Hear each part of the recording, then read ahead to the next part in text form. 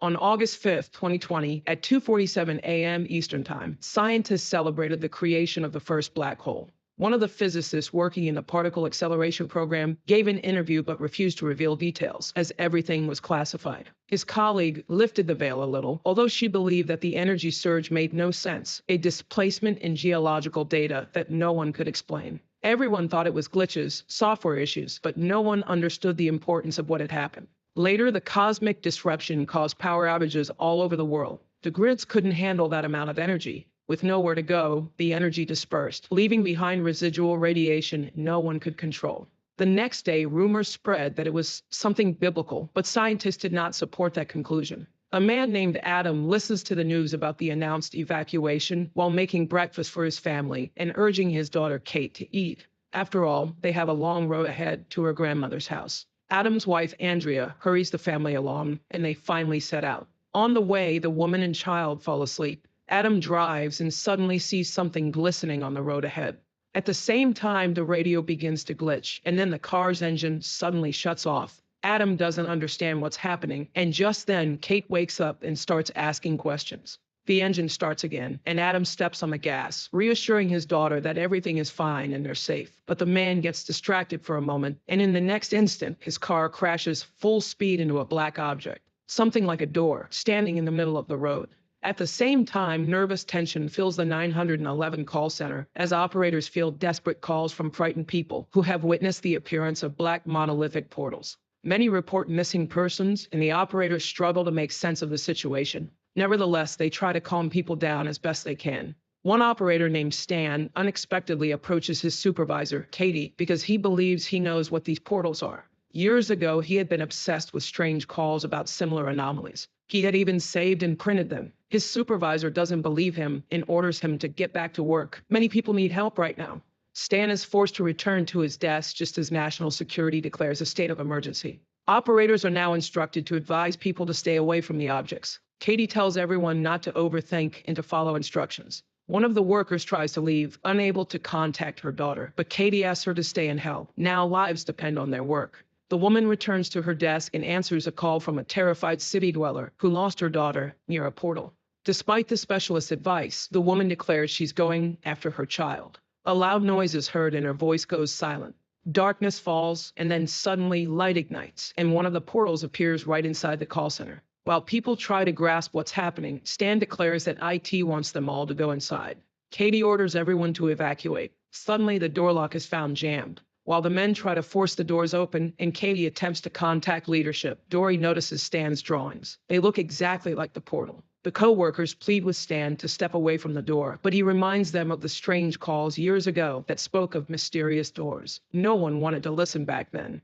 Suddenly, Stan grabs a gun and takes his co-workers hostage. He believes the object is speaking to him and demands they all go through it with him. When they refuse, Stan shoots one of the men. Realizing Stan isn't bluffing, another man complies, walks up to the portal, and disappears into it. Stan orders the others to follow and tells Dory her daughter is already there, on the other side, waiting for her.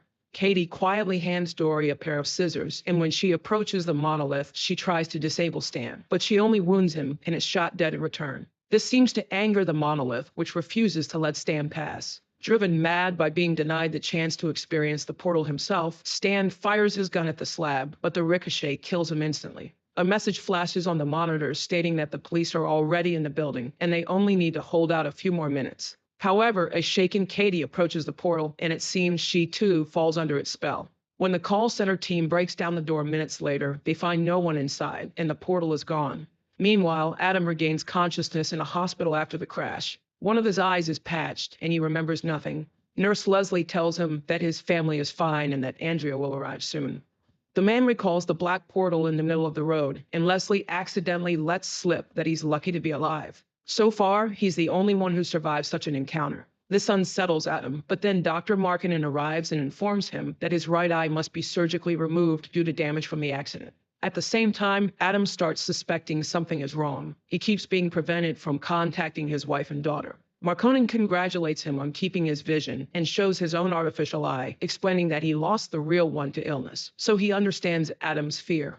After all, the brain can adapt to anything if you're willing to pay the price. Sometime later, Marconin begins the operation, but Adam suddenly protests, and the doctor performs the surgery by force. The story rewinds to the day before the energy surge. In Jakarta, two sisters, Sarah and Jill, meet in an underground parking garage. Jill tries to convince Sarah to take a short vacation, but Sarah says she can't afford the time off.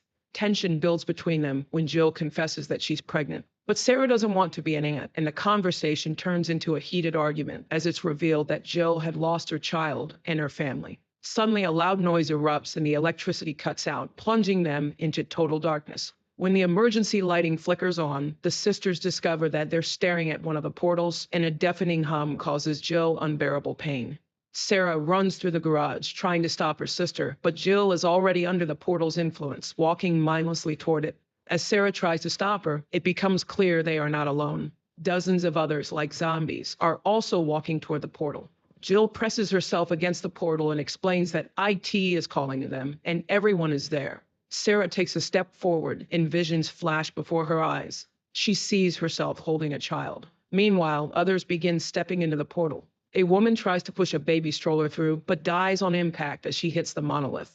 Still, people keep walking into it. Jill, too, begins to give in to the silent calling. Sarah snaps Jill back to reality, but the portal doesn't let go so easily, sending a zombie-like man after them. Sarah fights him off and drags Jill back to the car. She manages to bring her sister to her senses, but Jill tells her that the door wants Sarah.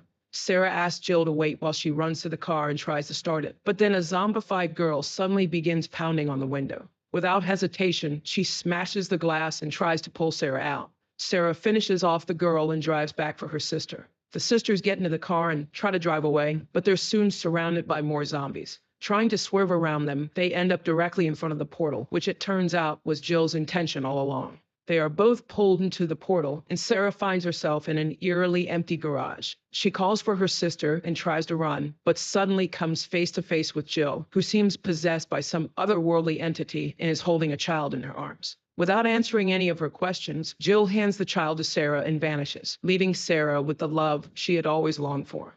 The action returns to the clinic, where Adam is recovering from surgery. He assures Leslie that he feels fine, even though he still can't get used to being blind in one eye. She tells him that his wife should be arriving any minute. Then suddenly a voice speaks inside his head, claiming he's being deceived. Adam walks into the bathroom, removes the bandage, and sees that his eye has turned black like the portal, and it seems to be speaking to him. He begins talking back in a demonic voice, and his reflection torments him with promises of reunion with his wife and daughter. Just then, Dr. Markinen arrives and attacks Adam, as if trying to connect with the demonic entity in his eye. He prepares to inject Adam with some kind of drug when a gunshot rings out. Leslie has killed the deranged doctor to save Adam. She explains that his family, like her own, are on the other side of the portals, and he's the only one who ever came back, but changed. The doctor wanted to claim his eye. Leslie takes Adam deeper into the hospital and tells him that some believe the monoliths are extraterrestrial, perhaps from another dimension. Others think they are biblical. In any case, they are intelligent and cannot be underestimated. They are in a military hospital, equipped with special features, where one of the captured monoliths is being held. They had tried to communicate with the entities, but each person hears something different. The being told Leslie that if she could bring Adam through the portal, it would spare her family. Adam agrees, believing that his wife and daughter are also trapped inside. But as he steps in, some unseen force kills Leslie. Adam finds himself in a house where he sees his daughter, now older. She runs away from him and Adam chases her, only to come face to face with his mirrored image, possessed by a dark entity. It offers him a deal: give up both eyes so that it may see the world through him, and in return, he can stay with his wife and daughter. In defiance, Adam gouges out both eyes, refusing to let the entity into Earth. When he regains consciousness, he's back in the hospital. His wife and daughter arrive and embrace him. Leslie tells him he's lucky. Dr. Markinen promises he will live, but when his family hugs him, Adam is now completely blind.